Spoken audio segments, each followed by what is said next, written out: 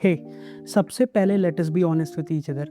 अगर आपने इस वीडियो पे क्लिक किया है तो इसका मतलब ये है कि आप अभी भी एक इंसान के बारे में सोचा करते हो जो आपकी लाइफ से जा चुका है, और वो इंसान अभी भी आपके दिमाग में रेंट फ्री रह रहा है। और इसी बात पे मैं आपको ये बोलना चाहूंगा कि उस इंसान को अपने दिमाग में रोमांटिसाइज करना बंद करो जो आपकी लाइफ को कब का छोड़ के जा चुका है। देखो, अपने आप से तो झूठ मत बोलना। जब भी आप खाली होते हो या बोर हो रहे होते हो तो ऑटोमेटिकली उस पर्सन की मेमोरीज आपके दिमाग में अपने आप आने लगती हैं। आपको उन दिनों की याद आने लगती है जब आप दोनों साथ में थे। आपको उनकी बातें याद आती हैं, उनके साथ बिताए वो पल याद आते हैं, और एंड में आप अपने आप से ये क्वेश्चन करने लगते हो कि कहीं मैं तो बुरा नहीं था। तो चलो मैं आपका ये डाउट क्लियर कर देता हूँ, आप बुरे नहीं थे। देखो, ये बहुत ही ज्यादा कॉमन फेनोमेना है। जब भी आप किसी भी काइंड ऑफ रिलेशनशिप, चाहे वो सिचुएशनशिप हो, फ्रेंडशिप हो, किसी भी टाइप का रिश्ता हो, जब आप उसमें इन्वॉल्व होते हो तो उसमें आपके इमोशंस इन्वेस्टेड होते हैं। आपका उस रिश्ते में टाइम इन्वॉल्व होता है। वो आपके दिमाग में एक सर्टेन स्पेस कवर करके रखता है, और जब वो रिलेशन किसी न किसी वजह से खत्म हो जाता है तो वो आपके दिमाग में एक एम्प्टी स्पेस छोड़ जाता है, एक खाली जगह जहाँ एक वक्त पे उस इंसान से रिलेटेड सारी बातें रहा करती थी। तो प्रेजेंट टाइम में आप अकेले होते हो,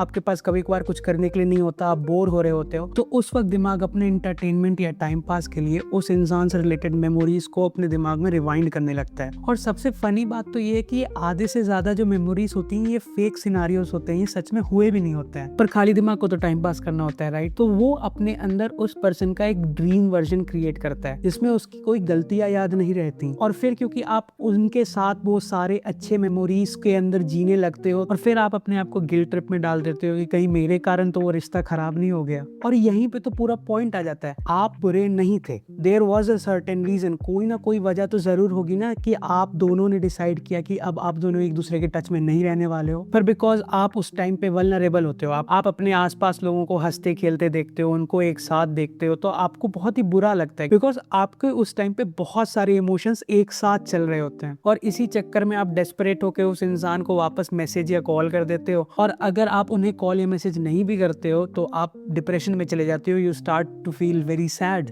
तो अब आप ये सोच रहे होगे कि ऐसे में इस सिचुएशन का सॉल्यूशन क्या है। तो जैसा कि मैंने आपको बहुत ही इनिशियली बताया था, आप खाली हो तभी आप उस इंसान के बारे में सोच रहे हो। There is an emptiness in your brain. दिमाग को खालीपन बिल्कुल भी पसंद नहीं होता। Brain doesn't like empty spaces, और वो उसी स्पेस को भरने के लिए ये फेक सिनारियोस क्रिएट करते रहता है। इसलिए इस तरीके के सिचुएशन में सबसे बेस्ट केस सिनारियो होता है अपने दिमाग को किसी प्रोडक्टिव काम के साथ डिस्ट्रैक्ट करना। Now you can do anything, go right a story, do push up, gym जाओ, एक्सरसाइज करो, वॉक करो, वीडियो गेम खेलो, कुछ भी ऐसा करो जो कि आपके दिमाग को किसी प्रोडक्टिव काम में लगाता हो और उन बातों से डिस्ट्रैक्ट करे। आपको एक ऐसा काम ढूंढना होगा जिसमें आपका खुद मन भी लगता है, प्लस वो आपकी लाइफ में कोई वैल्यू भी ऐड करता है। और शुरू में ये डिस्ट्रैक्शन लग सकता है। आपका दिमाग कहीं ना कहीं बोलेगा कि तुम उसको याद करने की जगह ये सारे काम कर रहे हो, तुम उसके बारे में सोच क्यों नहीं रहे हो। पर उस टाइम पे आपको ये समझाना होगा यहाँ पे कि that person does not exist in your life any more, they really do not matter, you should not really think about them because they are not adding anything in your life right now. और धीरे धीरे जब ये side activities आपके दिमाग में ज्यादा जगह घेर लेंगी कंपेयर टू उस पर्सन की मेमोरी से, तो आप ऑटोमेटिकली मूव ऑन करने लगते हो, और फिर आपको उनकी यादें आना कम हो जाती है because now you have a purpose. तो अब इस वीडियो के बाद आपको पता है कि why you are thinking about them. तो अब जब आपको उसके पीछे का पूरा मैकेनिज्म पता चल गया है तो अब सिंपल है कि आपको इस दिमाग की चाल में फंसना नहीं है।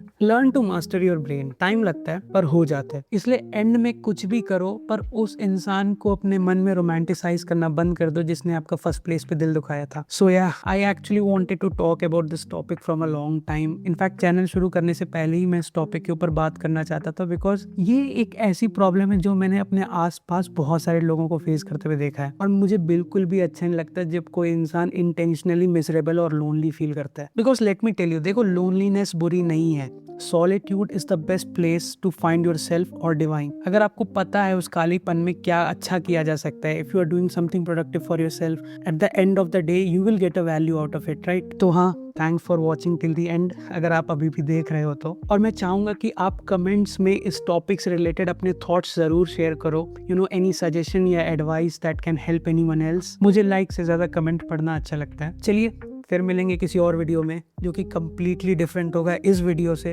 Because I don't know what will be the next topic. Till then कोई नहीं, you know, get yourself a productive hobby. तब तक के लिए ब्लॉकबस्टर।